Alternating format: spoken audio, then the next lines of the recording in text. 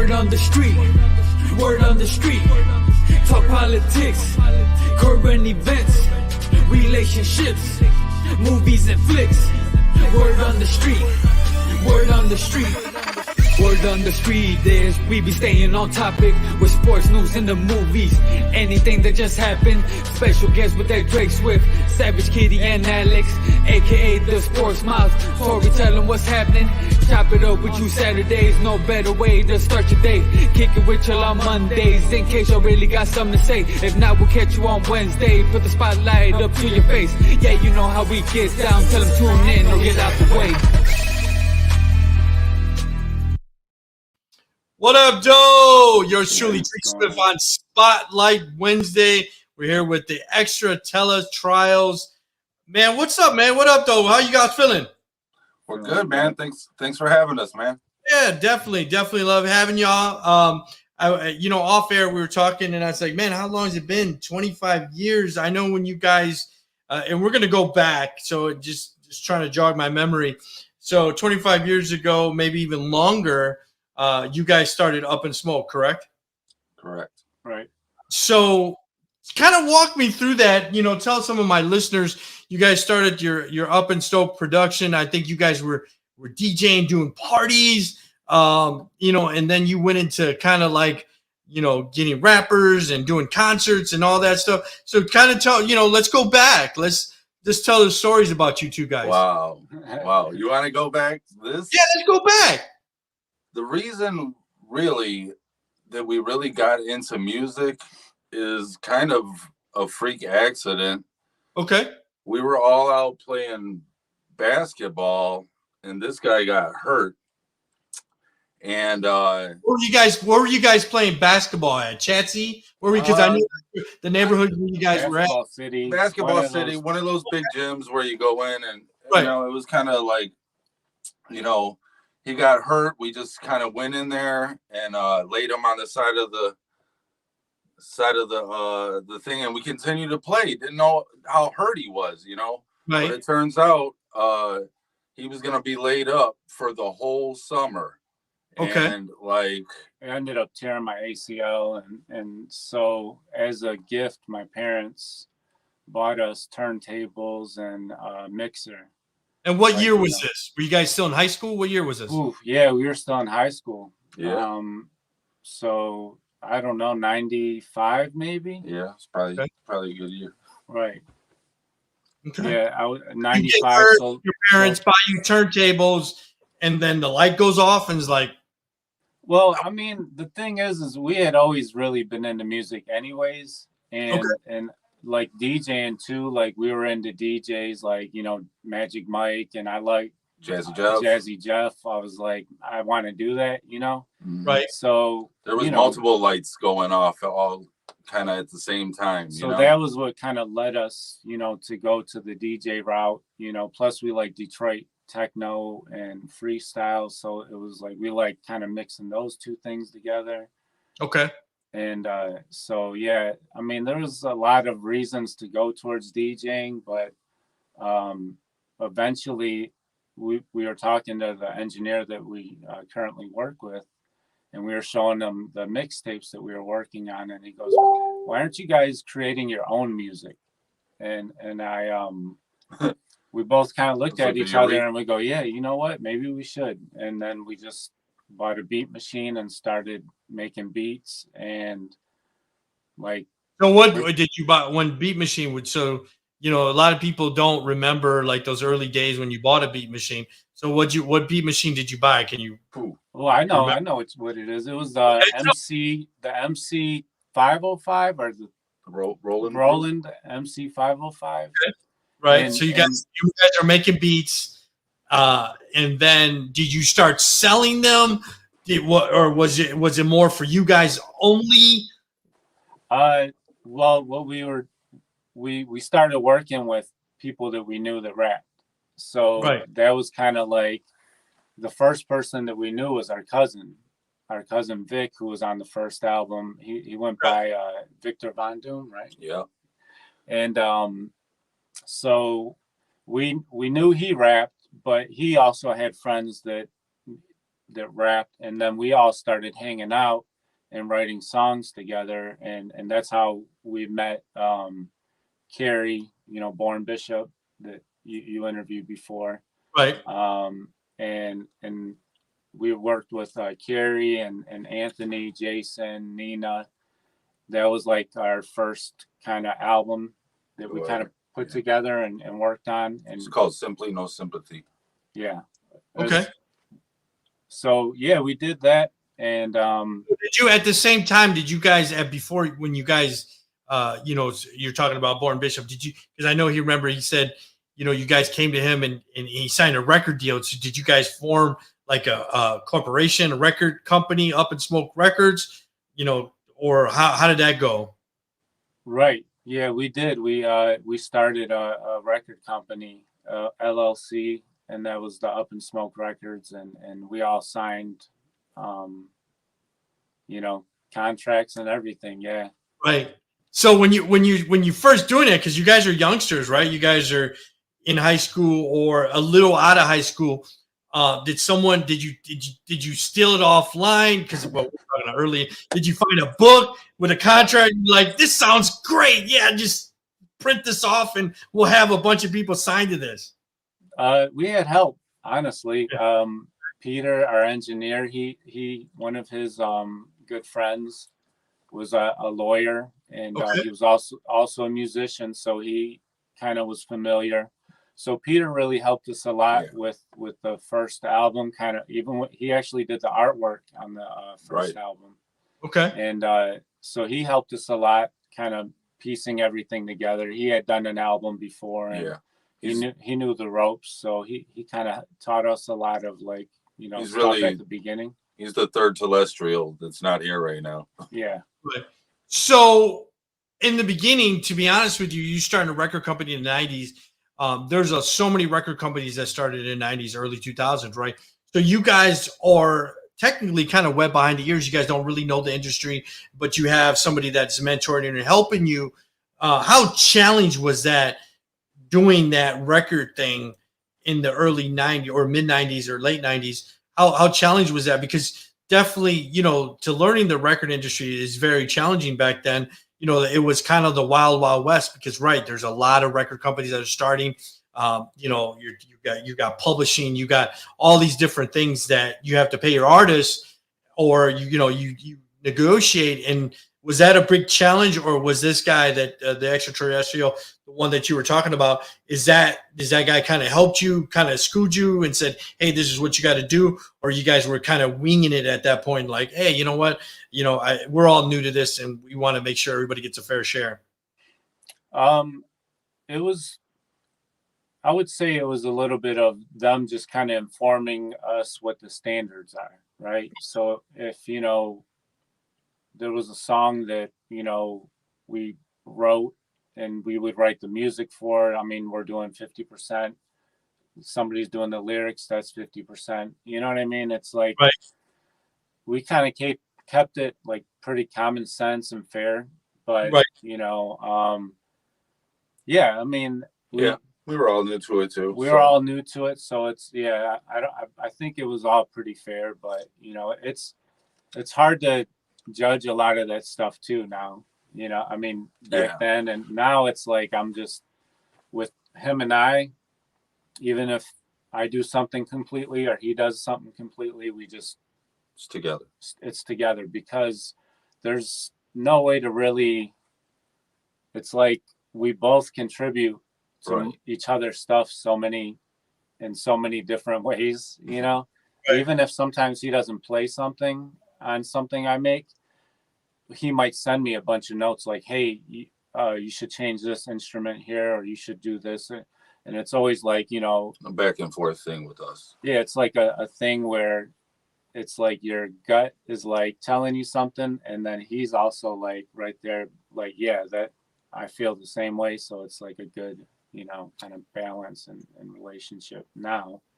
But, So in the beginning, but if let's say you were a rapper in the 90s and you didn't have access to studio, because at that time, you right now, you pretty much, you can have a studio at your house. everything's done on a PC and stuff like that. But back then, you got boards and all that, and engineering and all that, and going to a studio was very expensive. So, you guys seen like in the beginning, and now that you see now, that had to be a huge, challenge at the beginning, because if you were a rapper and you wanted to go record a demo, it was going to cost you some money. So did you guys have your own studio that you were doing with like the engineering that you guys rented out, or were you guys doing pretty much everything at the house and then, it was kind of like both in a way, because we would make the music at home, write the songs, sometimes even like record versions of it. We had a DAT machine back then. So. Yeah. So there would be, things that we would do, but then we would always take it to the studio with Peter. And Peter was kind of like, he would rent it out, studio time for us for like pretty cheap back then, like really cheap. So, that's how we worked that out. And I don't anything else. Well, no. So we're gonna pick it up from there. So did you guys stop DJing parties? You were just pretty much making beats and signing artists and that. Did you guys stop doing that kind of stuff? I stopped DJing pretty much. I kept DJing. He kept DJing. We have friends that DJ too, like a lot of friends. Yeah, we definitely had, our group of DJ, our circle. So it's like we always we had a Friday night somewhere. You know what I mean? Yeah, you had Swoosh DJing for you, right? Oh, for sure. Yeah. So you guys still doing the DJ, and you're doing more of the business side. So are you guys, the music that you're doing, you're rapping, and of course, Southwest Detroit is mostly freestyle music. So are you, Dan, are you doing more of the freestyle parties, and then you're doing more of the rapping, making music? See, this is a good question, because we were trying to parlay both things. You know what I'm saying? So if I had a night somewhere where I DJ Friday nights, Saturday nights, or something like that, I try to parlay a Wednesday night in there where we could do like a freestyle competition, and then we throw the beats on there, and then have rappers coming out, prize money, all that goodish. Mm-hmm. So going forward, flashing forward, I know you said that you guys released some beats and EP in the last couple of years. Have you seen the big change from when you guys first started to now? What's the biggest challenge that you guys see from then to now? Really, like the promoting is completely different, right? Now. It's all social media. It's all social media. Not passing flyers out anymore. Right. But that being said, we did come up with a good idea, which is we created business cards with our QR code on them. Okay. So that we can target audiences. Like, say, if the Weeknd's in town doing a show, we can have our team go out and pass those out to the Weeknd's fans, because we think that they would also enjoy our type of music, or whoever's in town, Right. And so we did create those, but it's all digital and comes back to, you know what I mean? You're talking about the Weeknd, the artist? Yeah. Okay. Because I was listening to some of your music, and I was like, man, it's kind of got that Weeknd vibe. So that's why when you brought it up, I was like, yeah, I that's the way I feel. Like that song that you guys just recently did with your artist, I was like, man, it's kind of got that Weeknd vibe. So a lot of people say that. It's weird, because it's like when I made the song, I had more of Michael Jackson in mind when I was as an influence, and so that's what I thought to myself when Verzel. I'm like, you know what? He kind of sounds like Michael Jackson sometimes. I was telling D that. Well, there was certain times that we've heard him and we were like, hold on, wait a second here. Like, yeah, you hear like these tones and they're really cool. And so then I kind of imagined him on the song, and I'm like, man, I think it would be really good.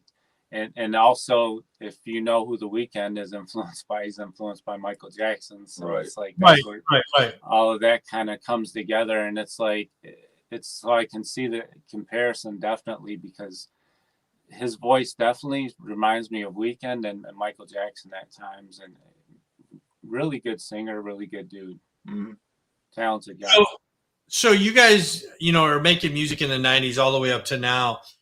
Is there someone that has kind of influenced you guys from then to now? Is it kind of the same person? I know you mentioned Michael Jackson. Is there someone that influences you guys heavily and say, hey, you know what, I like this type of vibe? So many, to be honest. Like, there's so many. Like, I mean, we're both like really huge Beatles fans. We're both like huge Michael Jackson, Prince, Rick James, Motown. Love Motown. I love like Outkast, EDM. You know, there's so many. I mean, there's just a lot. You know, you know, Godfather. You know, it's like Detroit techno is like huge for us too. You know, we do a lot of different stuff. You know, it's like I always want to kind of challenge myself in a way. So, you know, and I know he feels the same, because it's almost like a competition sometimes, because you'll hear something he's working on and you're like, man, okay, what can that's I do? good. Like, let me work on something, you know? Right. So, yeah, there's just a lot of influences. Basically, like, all good music is probably like timeless music. Let's say that. There you go. We listen to a lot of timeless music. Right. You know, it's like we draw from that. Right. Okay. Yeah, it's like, you know, my kids like Michael Jackson. My kids like the Beatles. You know, they they don't know any better. They just know when they hear that song, it's a good song, you know. So it's like that's what we try to do, is create a song that is kind of timeless but also feels new. Like, and that's why I think the Weeknd is probably a good comparison, because he does have like a vibe of, it feels old but it also feels new, you know, and with the vocals and everything. Yeah. So now that you guys are kind of the mad scientists behind the curtain, right, with making the instrumentals, making the beats, and doing this for different people, how did you guys come up with the name? Because I really like the name, and I kind of like the whole kind of alien album cover. I think that's really cool. So how did you guys come up with the name? It's actually our last name. I mean, yeah, I know, of course, it's got your last name in it, but come up with but our cousin Vic came up with it in one of his raps, I think, right? Yeah. I'm pretty sure he called us like the ExtratellezTrialz, and I was like, ooh, I'm like, ever since we heard it, we were like, you know what, that's it, because it's like right around what, Neptunes were out. Okay. Real hot right then. Right. Yeah, Neptunes were a big influence. You know, Timberland. Right. Dre, Kanye. Like, we're fans of like all good music. You know. Right. But when we heard it, we were like, that makes all the sense in this world and out of this world. You know. Right. So when you guys, because it kind of fits your album cover now, right? So because it's kind of, you know, out of this, like you said, out of this world, and you got like an alien. So who came up with the new design of your EP? The single that's out, or the yep. Okay. Yeah, so it was kind of like an idea that I had. I was just thinking, like, Verzel feels like such a throwback to me, like the way he sings, very soulful. And, you know, with us being like influenced by Motown and everything, I kind of wanted to do like a concert poster from like the 60s or something. Okay. And I kind of was just going through ideas with Peter, the engineer. He also does like graphic design. So we were going through ideas, and I told him about that, and he was excited to work on it. And so that's what it is. It's like a concert poster, basically, like kind of a throwback to like a 60s concert poster, but with all of our kind of alien vibe going with the colors and, you know, alien. So the shirt that you're wearing, I really dig the logo. Did you guys recently update that, or was that something that's always been there for you guys?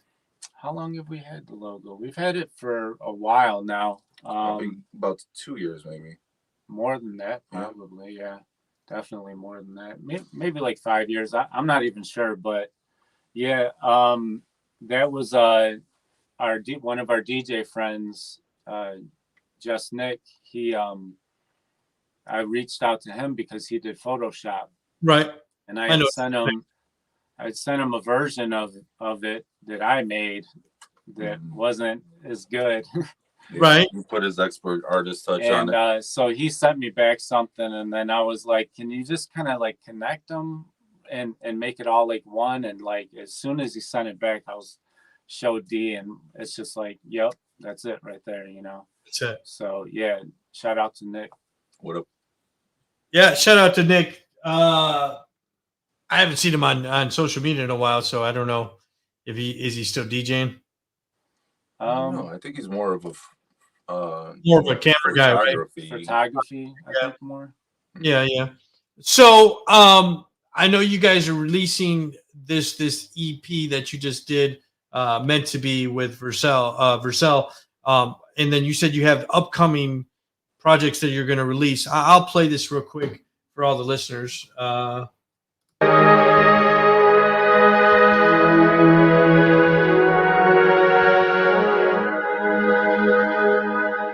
She don't need no Instagram likes. You can see the kind in her eyes. No phony smile, a bone in her body. She's everything. You don't need to think about why. She just loves me the kind that don't lie. Won't hold me down, she'll hold me down. She's everything. Beauty on the outside and from within.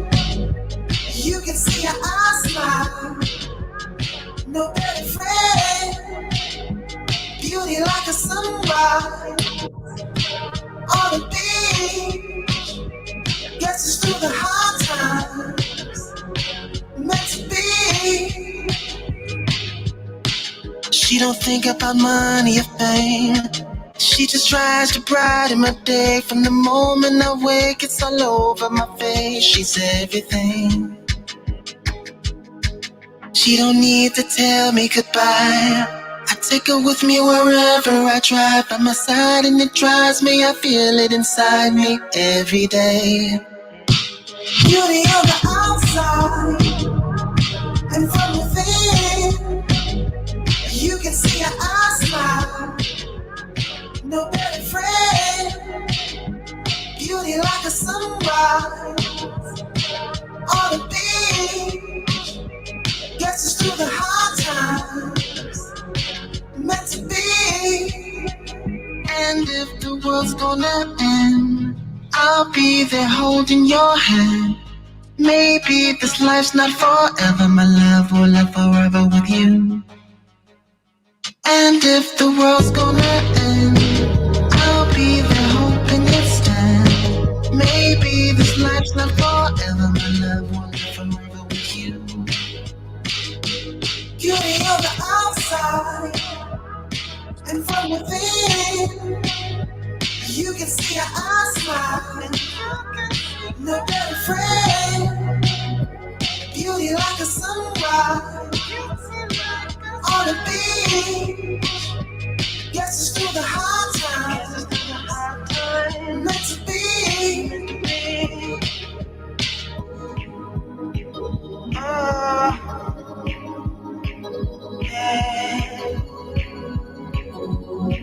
Meant to be. And if the world's gonna end, I'll be there holding your hand. Maybe this life's not forever. My love will live forever with you. And if the world's gonna end, I'll be there hoping it stands. Maybe this life's not forever. My love will live forever with you. I love it, dudes. I got to be honest with you, man. I hear that at a club in New York, people dancing, even possibly, like I said, I see this performing at the Super Bowl. When I first heard it, I was like, this is amazing. This is an amazing song. This guy sounds great. The beat sounds great. So, congratulations on the new album or the new EP. It sounds great, guys. Thank you, man. So what else projects besides the I know that you guys got some instrumentals that you guys are constantly releasing.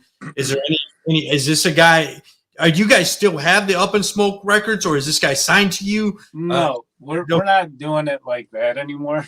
Okay. Yeah. Well, we might in the future, but Who knows? We got enough beats stacked up, so. But Verzel, he's been doing his own thing for years, and he's a friend, and this is kind of just like a creative collaboration between us, and he's a guy that we can count on, and he can count on us no matter what.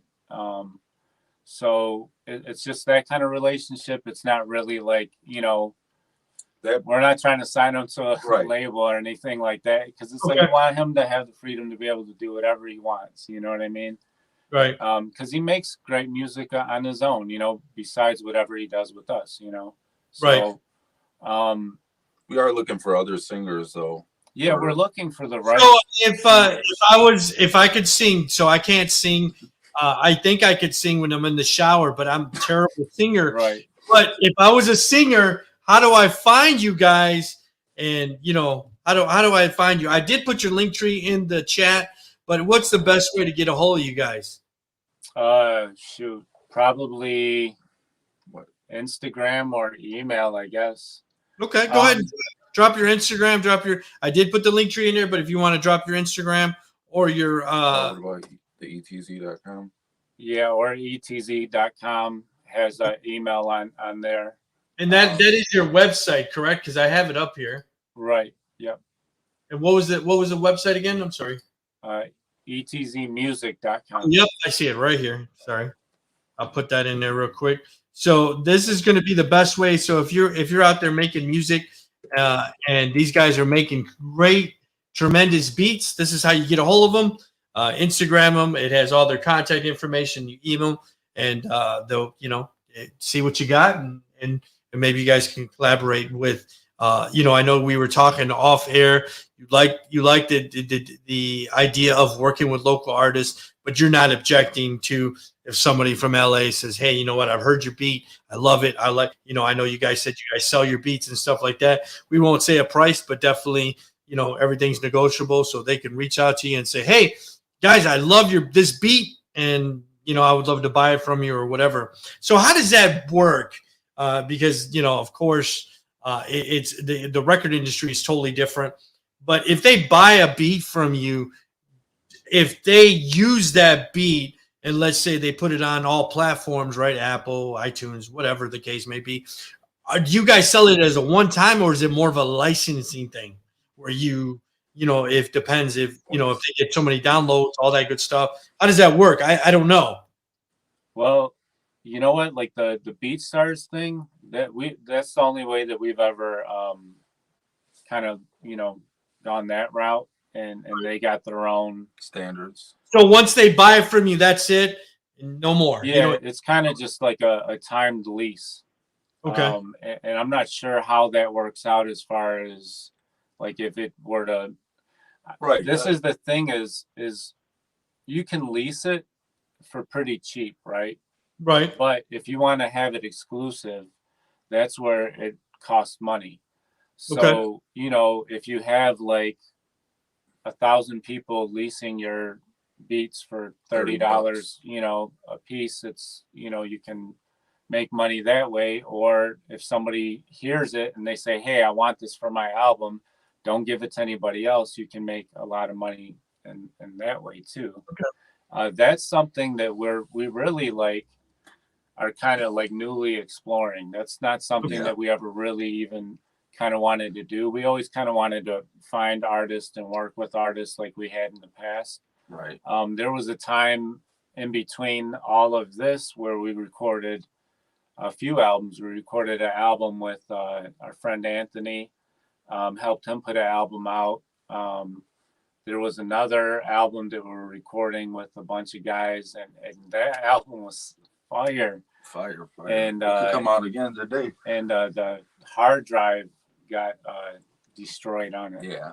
And there's been like things that have happened through the years that have kind of been like setbacks. And then another thing was I was sick. I got sick for a few years. Yeah, I heard you got sick. And that'll slow you down. Right. For sure. Beat cancer. This But- guy. Congratulations. Yeah, but it also, to inspire you and motivate you too, Right. So, yeah, it's. We got a lot of good songs out of that. You got a lot of good songs out of that period. Yeah. I mean, we've been writing a lot of good songs for years. It's just kind of like something happens here, something happens there, and Right. things get kind of pushed back, and we feel like, at least we feel like we've been writing good songs for years. I feel like the album that we're working on is going to be Amazing. crazy. Yeah. So, so I missed that part. So I know you said you guys talked about it, but so you guys make the beats, and also you guys are writing. Are you guys writing for any particular singer, rapper, or is it mostly for what you I guys? do most of the vocal writing. Yeah. Okay. Sometimes we'll come together and figure parts out and everything. But I Okay. do a lot of the melody and vocal writing before I even come to him. I have like ideas. Mhm. Okay. And- So this is the always the challenging question for people that write music and make music. So do you have to do the beat first, and then Dan, you write to the beat, or is it reverse? I don't know. Sometimes I hear some it's people. different for everybody. It really Right. is different for everybody. But for me, I like to hear the music and then kind of like get like a feel of what am I feeling when I listen to this, Right. What picture is painted right here, and how do I convey this message? So it's weird because you come up with like the melody of it in your head, but it's like just dummy words. They're not like anything you really keep most of the time. But like what you're gonna do, like you're figuring it out in your head, and then you kind of like think about like, okay, what does this feel like? And a lot of the times it's like, what am I feeling like in that moment? Right. Sometimes I write songs that are a little more angry, a little more edge to them. Sometimes they're a little, more peaceful. And then we'll just kind of like build the song around, what he's written after that. So it's all a little bit of fine tuning and, Right. Right. So like we'll both like make instrumentals, and then it's like as soon as we make something, we share it with each other if we're not working on it together, right? So if he does something here, I do something at my house, and we share it back and forth. After we work on it, we'll bounce it down and say, hey, check this out, and then we'll get back to each other with like feedback, and so we work in that kind of way. And then once we kind of like figure out like, okay, this is gonna be the arrangement on the song, then that's when I kind of go and I'll start writing the lyrics and the melody to it. So I know you guys mentioned the Beatles. So who's John and who's Paul? He's John.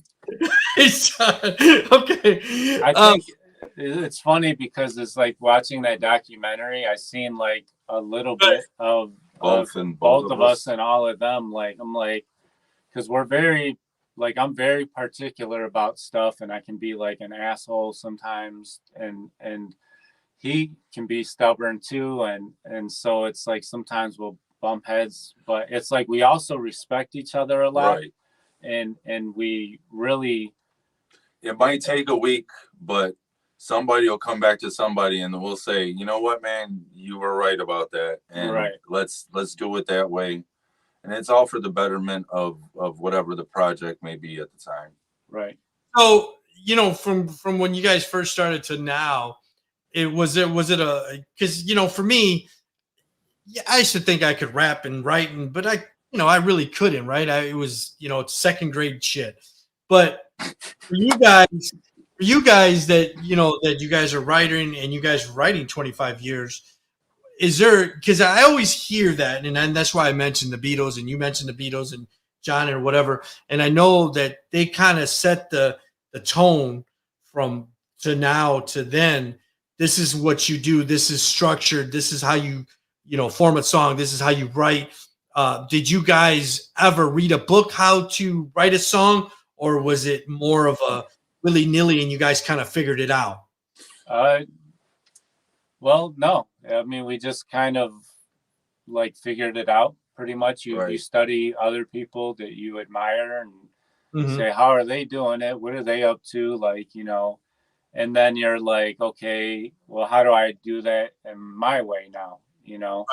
And that's kind of how it was. And the one thing that I kind of do think that we figured out is like there is no format really. Right. Like there's songs that we've made that are like that nobody's heard yet, but there's songs that we've made that are 6-7 minutes long that are really cool songs that are completely different from what we did with the Brazil thing and what we're trying to do there. Yeah, because I noticed that on your SoundCloud you got like hip hop, you got dance, EDM, electronic. So you got so many different. You guys got so many. You guys are covering all these different genres, right? You guys are covering all these different. Well, I guess spectrums of we didn't music. do that on purpose, but I mean, it just emotion is conveyed in so many different forms of music.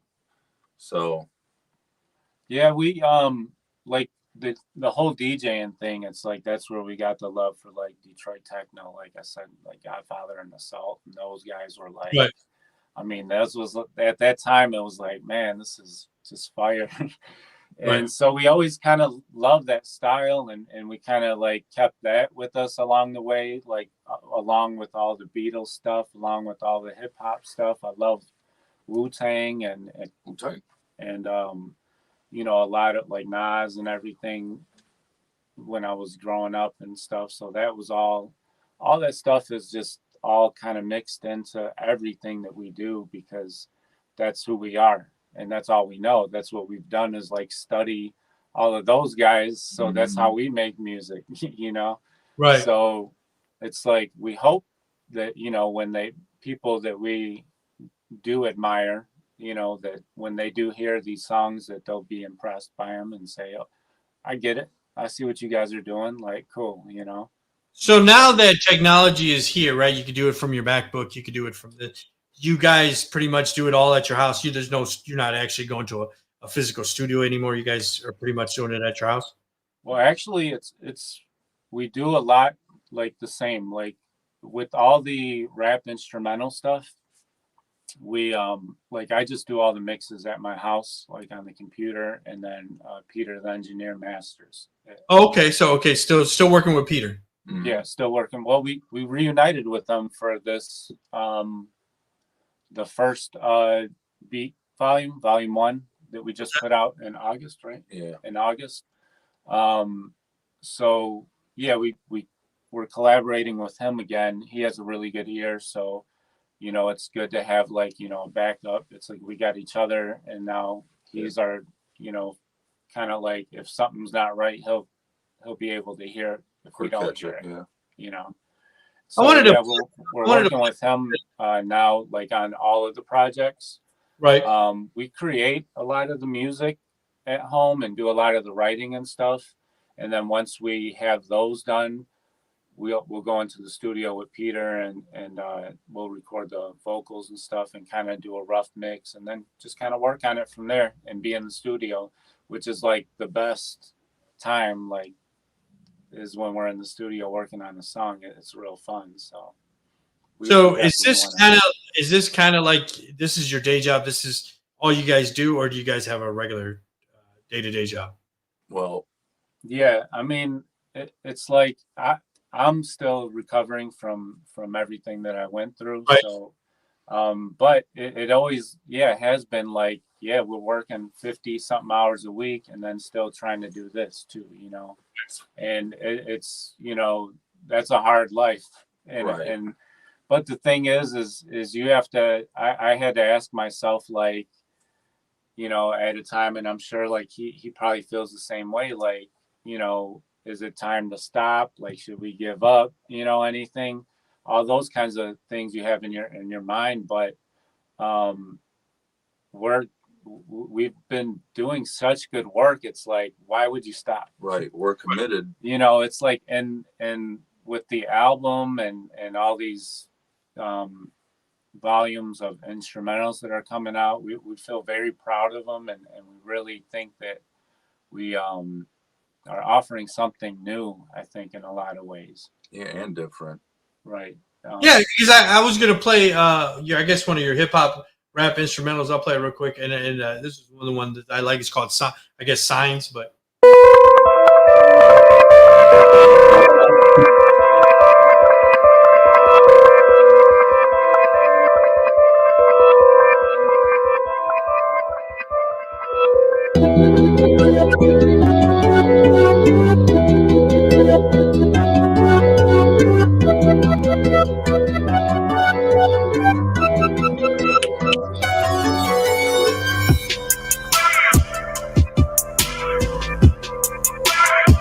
I'll stop it there. I just stopped it. Yeah. But I that's I like that.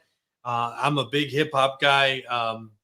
From the '80s from 220 to now. So when I'm like, hey man, I like that. That sounds great.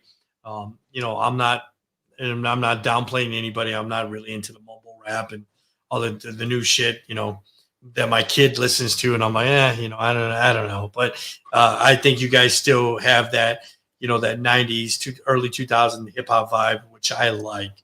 And it's hard to find some of that stuff, because, of course, I think you kind of gotta, like, it's like you have to embrace kind of all the eras. You can't really, as long as you're making it good, and that's what you're shooting for, whether it's like 80s influence, 60s, 50s, 2000s, like what Bruno Mars did with a lot of the stuff that he's doing now, where he's jumping from genre to genre, but it's still Bruno Mars doing Bruno Mars. Right. Drums might change, but melodies kind of stay the same. Like we've grown with our drum work, as the time has gone on. Yeah, right. That too. Yeah, definitely. If you're not going hard on your drums in this day and age, like I pride myself on my drums and transitions, and a lot of that started, I think, within the last few years. I just been really like challenging ourselves. It's like, I think he had said something to me about my drums, and I kind of took it personally. So yeah, and you've been savage since then. So yeah, but and trying to do different stuff, but the album too, that we're hoping to get it out like in maybe April, May. Okay. And that's a collection of 7 tracks. But is there anybody? Is it all instrumentals, or is it people? No, this is all singing, all songs. All songs. Right. This is going to be like, just like Verzel. One of the songs is Verzel's song. This single is to promote the album. It's going to be on the album. Yeah, tell them the name of the album. The name of the album is Time and Space, but we don't have the artwork yet. So okay. But yeah, we're hoping. If you guys are looking for a upcoming album in April and May, all my listeners that are listening, check it out. I did definitely share your guys' music on there, and I'm pretty sure that once you have it, will it be on available on all platforms? Right. Yep. For sure. Definitely. Okay. Well, once again, man, thanks guys for coming on the show. Normally I have 2 co-hosts, but they're, definitely we it's called life. Things come up. Hey, we understand. Congratulations on beating cancer. That's got to be challenging. especially in this COVID universe that we live in. Yeah, that's an extra punch. Yeah, in the gut. and like I said, man, I know it's been 25, 30 years. I'm glad you guys are still doing it. Congratulations on, two decades plus. So hopefully you guys keep at it. Like you said, you definitely are always questioning yourself. Should I continue? You guys are keep putting out the music, man. Keep doing it, doing what you got to do, man. So thank you guys. Thanks, Joey. We ain't stopping now. You guys coming on. You guys are more than welcome to always come back on. When you do release the album, just send me a message and we'll bring you guys back on and we'll talk about the album. So I'm going to wrap this up. Unless you have something else for me, I like I said, I appreciate you guys coming on, taking your time. I know it's Wednesday. You probably want to eat dinner. I know I'm starving like Marvin right now, so definitely want to get to dinner. So by saying that, I'm going to play this video and then we're going to cue out. So give me just a second here. If I can get to my board. It takes forever because I'm by myself, but here you go.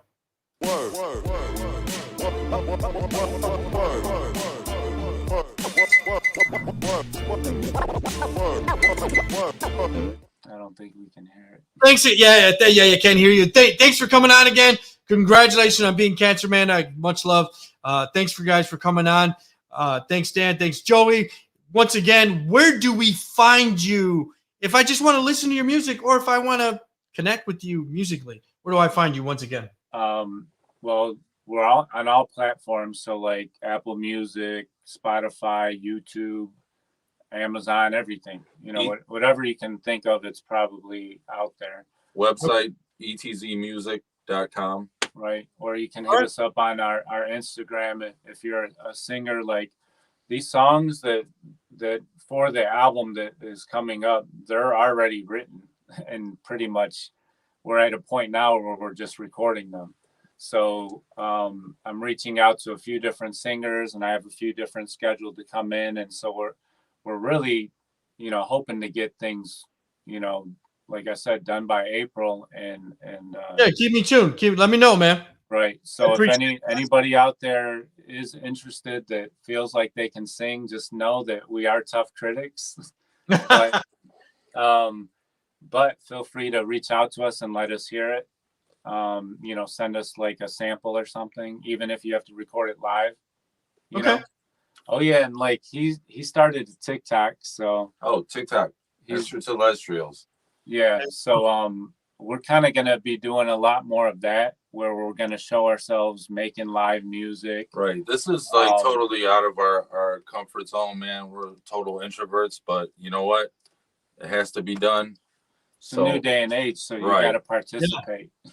Right. You don't want to be heard, and that's the goal, is to be heard. Right. And thank you, man. We appreciate it. Thanks, guys. I appreciate it. Thank you.